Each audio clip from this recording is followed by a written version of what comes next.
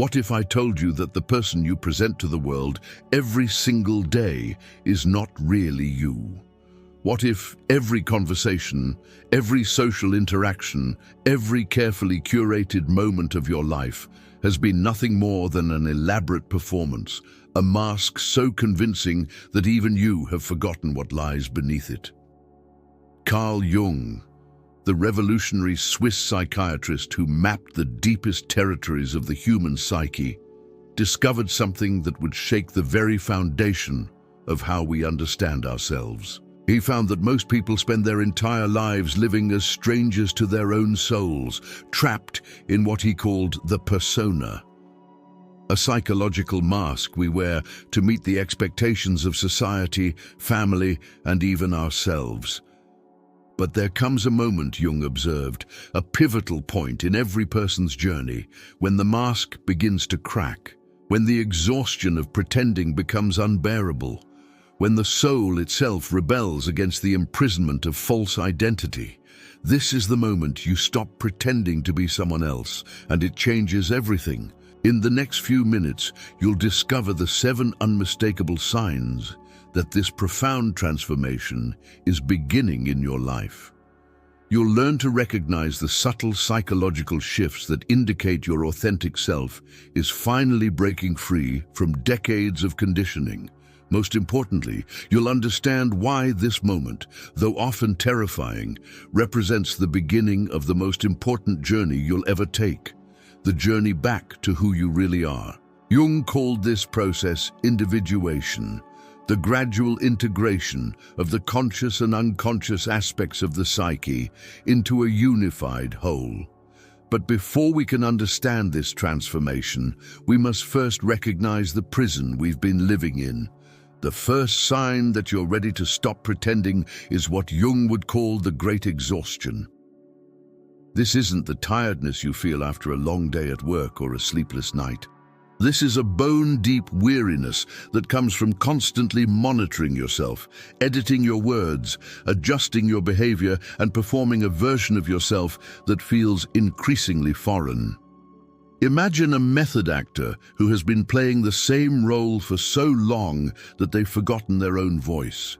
They know every line, every gesture, every expression that the character requires, but somewhere deep inside, their authentic self is screaming to be heard. This exhaustion manifests as a persistent feeling that you're living someone else's life, making decisions that don't align with your true values, pursuing goals that feel hollow despite external success. Jung understood that this exhaustion is actually the psyche's way of signaling that the persona has become too rigid, too disconnected from the authentic self. The unconscious mind begins to rebel, sending dreams, symptoms, and synchronicities that demand attention. You might find yourself inexplicably drawn to different music, different books, different ways of thinking that seem to come from nowhere but feel strangely familiar. This exhaustion often intensifies during what Jung called the midlife crisis. Though it can happen at any age, it's the moment when the external achievements that once brought satisfaction suddenly feel meaningless. The promotion you worked years to achieve feels empty. The relationship you've maintained through compromise feels suffocating. The lifestyle you've built feels like a beautiful prison. The second sign is the emergence of what Jung termed shadow material, aspects of yourself that you've been denying or suppressing. The shadow contains everything that your persona cannot accept about yourself. If your persona is the polite, agreeable person who never causes trouble, your shadow might contain your anger, your selfishness, your desire to rebel. This shadow material doesn't emerge gently. It often explodes into consciousness through what appear to be out-of-character moments. You might find yourself saying things you never thought you'd say, feeling emotions you've spent years avoiding, or being attracted to experiences that your persona would never approve of. A woman who has spent her entire life being the good daughter, the responsible one, might suddenly feel an overwhelming urge to quit her stable job and travel the world. A man who has built his identity around being logical and controlled might find himself drawn to artistic expression or spiritual practices that his rational mind cannot explain. Jung observed that these shadow eruptions are not pathological, they're therapeutic. They represent the psyche's attempt to restore balance, to integrate the disowned aspects of the self that have been buried under years of socialization and expectation. The third sign involves your relationship with others, particularly how you begin to recognize your projections. Jung discovered that we often see in others what we refuse to see in ourselves. The qualities that most irritate you in other people are usually reflections of your own disowned shadow material. But as you begin to stop pretending, something remarkable happens. You start to withdraw these projections. The person who once annoyed you with their selfishness might suddenly seem understandably human. The friend whose confidence you secretly envied might simply remind you of your own unexpressed potential. This withdrawal of projections is both liberating and disorienting.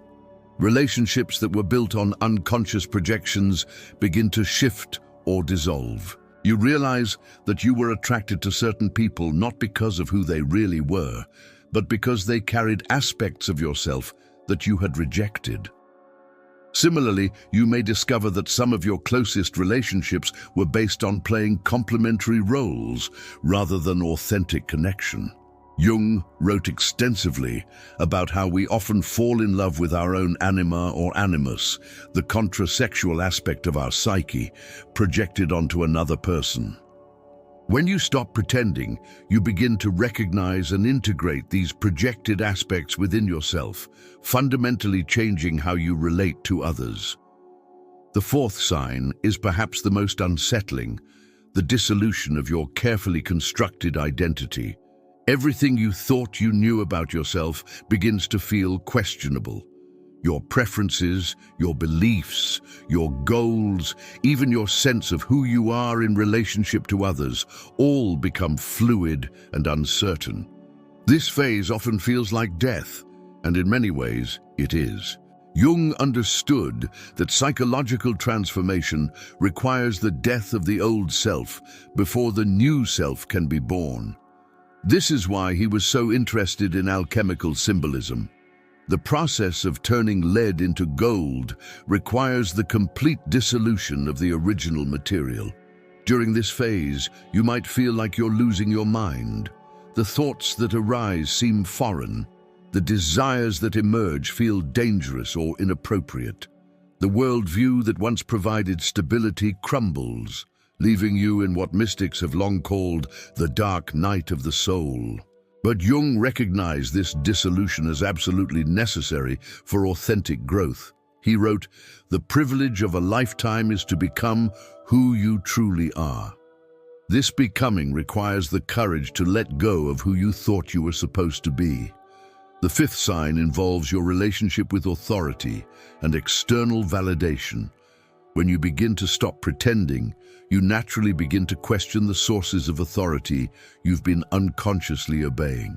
This includes not just obvious authorities like parents, teachers, or bosses, but also subtler ones like social media, cultural expectations, and peer pressure. You might find yourself caring less about what others think of your choices. Decisions that once required extensive consultation with friends and family begin to feel more natural and autonomous. You stop seeking permission to be yourself. This shift often creates conflict with people who were invested in your old persona. Family members might express concern that you're changing too much. Friends might feel threatened by your new authenticity because it highlights their own masks. Some relationships may not survive this transition, while others will deepen in ways you never imagined possible. Jung emphasized that true individuation requires what he called the courage to be disliked. This doesn't mean becoming antisocial or rebellious for its own sake, but rather being willing to disappoint others in service of your authentic self. Let me pause here for a moment to acknowledge something important. If you're recognizing yourself in these signs, if something deep within you is stirring as you hear these words, then you're already on this path. The very fact that you're drawn to this kind of content suggests that your psyche is ready for this transformation. I want to invite you to subscribe to this channel and join our community of individuals who are committed to this journey of authentic self-discovery. The path of individuation is not meant to be walked alone, and having others who understand this process can make all the difference. Hit that subscribe button and ring the notification bell so you do not miss any of our explorations into the depths of human consciousness. The sixth sign represents what Jung considered one of the most significant developments in psychological maturity, the integration of your contrasexual side. For men, this means connecting with their anima, the feminine aspect of their psyche. For women, it involves integrating their animus, their inner masculine. This integration goes far beyond gender stereotypes or social roles. It's about becoming psychologically complete by accessing the full range of human consciousness. A man integrating his anima might discover his capacity for intuition, emotional depth, and receptivity. A woman integrating her animus might access her assertiveness, logical thinking, and capacity for independent action. This integration often manifests as a newfound balance in how you approach life. You might find yourself equally comfortable with logic and intuition, strength and vulnerability, independence and connection. The rigid either-or thinking that characterized your persona begins to give way to a more fluid, paradoxical way of being. Jung observed that this integration is essential for mature relationships. When you're no longer projecting your contrasexual side onto others, you can meet them as complete individuals rather than as carriers of your missing pieces. The seventh and most profound sign is the emergence of what Jung called the transcendent function, the ability to hold opposing forces within yourself without being torn apart by them. This is perhaps the greatest gift of stopping pretending, the capacity to be simultaneously strong and gentle, logical and intuitive, individual and connected. Most people live their entire lives trying to resolve the tension between opposites by choosing one side over the other. They become either too aggressive or too passive, too logical or too emotional, too independent or too dependent. But Jung discovered that psychological maturity comes from learning to contain these tensions creatively. When you stop pretending, you begin to access what Jung called the wisdom of the self, a deeper intelligence that transcends the limited perspective of the ego. This wisdom doesn't eliminate conflict, but it transforms how you relate to it. Instead of seeing opposing forces as problems to be solved, you begin to see them as creative tensions that generate new possibilities. This capacity to hold paradox is what allows authentic individuals to seem simultaneously grounded and mysterious, confident and humble, certain and open to change. They're no longer trying to maintain a consistent image because they've accepted the fundamental inconsistency of human nature. But perhaps the most remarkable aspect of this transformation is how it affects your relationship with suffering. Jung understood that suffering is not something to be avoided, but rather the furnace in which authentic character is forged. When you stop pretending, you stop trying to avoid the difficulties that reveal who you really are. This doesn't mean becoming a martyr or seeking out unnecessary pain. Rather, it means meeting life's inevitable challenges from a place of authentic presence rather than defensive persona. You discover that you are far more resilient than you ever imagined because you're no longer wasting energy maintaining false images. The process Jung described as individuation is not a destination, but a way of traveling. It's the ongoing commitment to choose authenticity over approval, truth over comfort, growth over safety. It requires what he called the courage to become who you are, not who you should be, not who others want you to be, but who you actually are beneath all the layers of conditioning and expectation. This courage is not the absence of fear, but the willingness to act authentically despite fear. It's the recognition that living as someone else is a form of slow death, while living as yourself, despite all the risks and uncertainties, is the only way to truly be alive.